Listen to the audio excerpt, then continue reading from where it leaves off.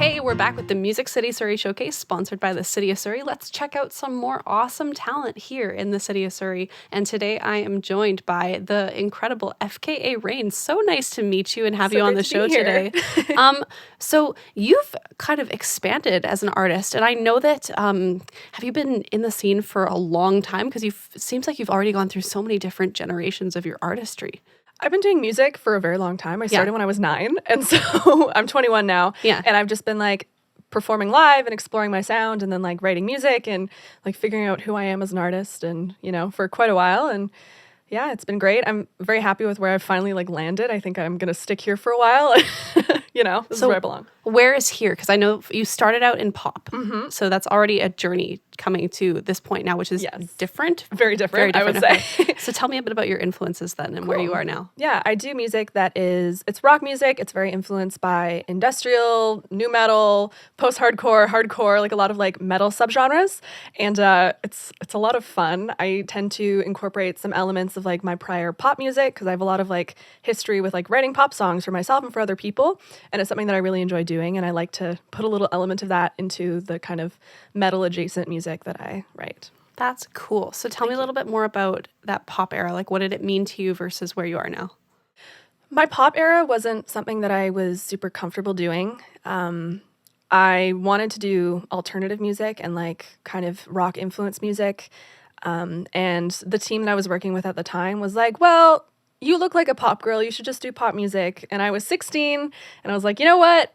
Okay. I kind of tricked myself into thinking I'd be able to like drag my way into alternative and into heavier music, just starting off with pop. And I was always told like, oh, you're allowed to be edgy. You can be edgy. That's fine. But I wasn't ever allowed to do anything that was like kind of heavier. And so I kind of got really like disillusioned with my music and I felt like it didn't represent me at all. And I just was very like miserable. Like, wow, why am I doing this? This sucks.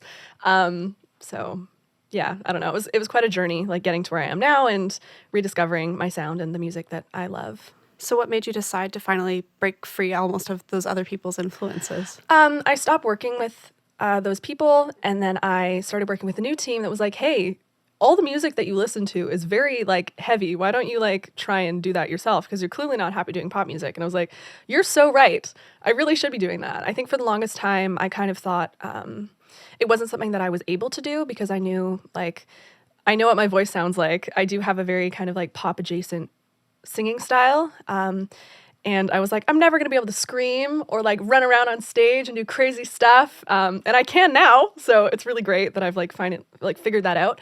But I kind of there was a lot of like self-doubt involved and like being pushed by people into like doing the thing that I actually wanted to do was like the step that I needed. Yeah. And there's so many people out there that are actually interested in that genre too. It's like pop is not the be all end all. So it's not like there was never an audience there for you. It's made obvious by your Spotify stream. I was creeping your Spotify profile a little bit and you've got streams. Tell me a little bit about like the feeling when those songs just start taking off. It's really cool and it makes me really happy and brings me so much joy that people actually enjoy the music that I do. When I was doing pop music, I didn't have nearly as many like streams or like nearly as large of an audience. And so that's very like vindicating, being like, I was right. I should be doing this. The thing that brings me joy. Like people actually like it and appreciate it. And I was really nervous when I was switching genres that wouldn't be the case. So yeah, that's been great. It's hard to make that big of a life change. Yeah, as an artist, especially somebody who's already established in that sense. So your latest single is called Woof. Tell me a little bit about that one. My song Woof, it's like my favorite song I've ever written. I think it's so funny. It's really short, but I love it. The song is about, I think in April, it was around then, I was just like on a walk in my neighborhood. It was like a little mental health walk. It was like sad that day, just like, ugh. And it was finally sunny outside, and I was like just walking by the graveyard near my house, which like I love, and this like pack of 13-year-old boys like started barking at me and chasing me, and I was like, what the fuck? Like, what are you doing? And like it was kind of scary, but I couldn't like do anything obviously because they're 13 and like I'm not gonna hit them. Yeah. But they were chasing me, so it was a really weird thing that happened, and I was inspired to like write a song about it. And I just like had like the woof thing in my head, like walk you around the block, put the fear back in God, I'll put you down like a dog, woof. And I was like, that's a song. And it became one. That is amazing. Thank you. And that's your favorite song you've ever written. Yeah. I love that. Thanks. That's such a great story. You never hear stories of like that. Like I feel like so many people come on to say, "Oh, I was in this relationship and this guy broke my heart." This breakup song. So like it's so fun for me to hear different stories that come from different songs like that. Yeah, And I love it. especially when stuff is not necessarily what you think it's going to be about. Because you mentioned that you've written for other people as well. Have you ever written something that's really resonated, but it doesn't necessarily mean what someone else thinks it means? All the time. Every song that I write is like, not every song, but a lot of songs that I write are like based off of little grains of truth or like personal experience. And then as a songwriter, I just like push it beyond like my actual life.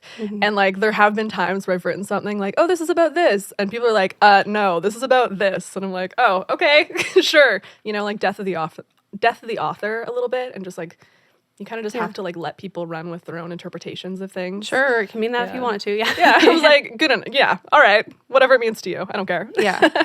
So when you're writing for other people, are you writing for them in a sense of giving them a song that was yours? Or are you co-writing? Like, how does that Usually work? co-writing. I haven't been doing it as much recently. I'd get into like country writes and stuff, which I don't even really like country music, but it's just fun to write. It's like pop music that's just a little bit more like yeehaw, you know?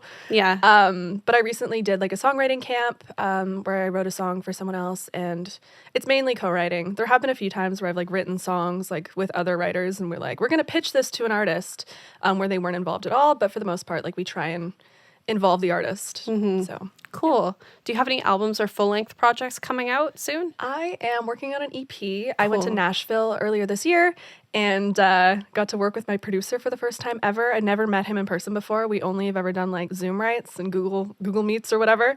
So that was like really great, getting to just like live on his couch for a little bit and just like leave my indent and work with him in person. Yeah, so we're hoping to have an EP sometime next year, probably middle of the year. I don't know. We'll see. Cool. Do you think everything that you wrote in that session is going to end up on the EP, or do you find that you pick and choose stuff that you write and what actually gets released? Normally what I do is like I release most of the songs that I write, because like if I don't like it or if I'm feeling like it's not going where it needs to go, I just stop. I'm like, I'm not going to waste the time on this song. Yeah. If I'm like, ugh, whatever. You're not going to finish it. Yeah. Yeah. And my producer feels the same way. And so like we have a lot of like, we've done like a chorus and we're like, no, next one, you know, just like moving on. I get that like that too. Yeah. I'm not too like precious about my music. I try to be like unpretentious, and I'm just like, you know what? If the song works, it works. If it doesn't, it's fine. I'll just write something better, you know, and maybe use little bits of that. That's a super important mindset. I feel like so many people try and cling to a song like it's a baby, and then to the point where you're almost choking it and it's never going to turn out the way you want it to be. I know. I've seen it happen so much, and I'm like, it's okay. Like it can just exist for you, like in your like diary or whatever. But sometimes not everything needs to be a song. Yeah. That's fine. I have endless notes apps, notes app messages of memos of just 2 lines that never ended up going anywhere. But it was like, it's a cool idea, but it's not necessarily going to make it into the world, and that's okay. That's fine. And maybe it will one day. You never know. Yeah. Every once in a while, I go into a writing session. I'm like, wait a second. I had this idea 9 months ago. Let me go through and find it and see if that works. So, yeah. Do you have any projected timeline for when the EP will be out? I don't. Probably the middle of the year. I don't know. In 2024. Cool. Yes. Yeah. I've been very busy recently, so I haven't had as much time to like finish recording certain things that I've wanted to. So I'm finally like back home. I'm not traveling anymore. I'm like ready to like hunker down and finish it, and then we'll see. Awesome. And one question we always ask people that come on the show is, do you have any advice for up and coming artists or anyone that's just starting out? Ooh, I would say this is always the hardest question. Do what makes you happy. Do music that makes you happy. But also recognize that you're going to meet people who don't like what you're doing, and that's fine. Like, I constantly get people who are like, this sucks. And I'm like, okay, whatever. I like it. Other people like it. That's fine, right? You just need to like find an audience for what you're doing. And also, I would recommend learning how to use Adobe Premiere Pro and Photoshop. Yeah. So you save a lot of money doing that yourself and like figuring out how to create your own visuals and things like that. Yeah, and I think it really elevates your artistry if you can do that yourself. Yeah. The sort of the artist that's the manager, and then the graphic designer. Yeah, just like, you know, the graphic design and things like that. Not necessarily like you need to manage every element of your career, but like, I think it's a cool thing to be able to do, and it's very helpful for me all the time. So that's a useful skill to have for sure. Awesome. Well, thank you so much for joining us. Where can people find you online? Instagram, TikTok? Everywhere. Streaming. Just search FKA RAYNE. I will show up. I'm around. I'm on the platforms.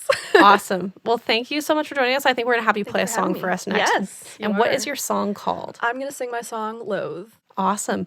Thank you, everyone, for tuning in to another episode of the Music City Surrey Showcase, and we can't wait to hear FKA RAYNE sing Loathe.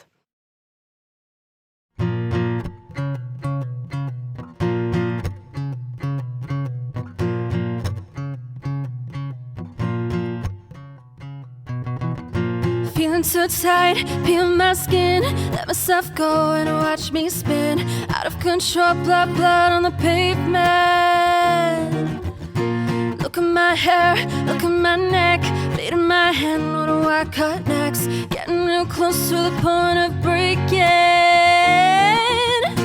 I'm so gross, it makes me sick. I'm so gross, it makes me sick. I'm so gross, it makes me. I wanna burn all my clothes, wanna cut off my nose. I hate on my skin and how I feel inside. I wanna tear out my eyes, then sleep till I die. I'm trapped to the bone with all the things that I loathe. I loathe, I loathe, I loathe. Bury me 3 feet down in the dirt, put me on a plate, feeding me to the worms. Rib tab breaks, throw me back in the earth. Cut me up, I don't really care if it hurts.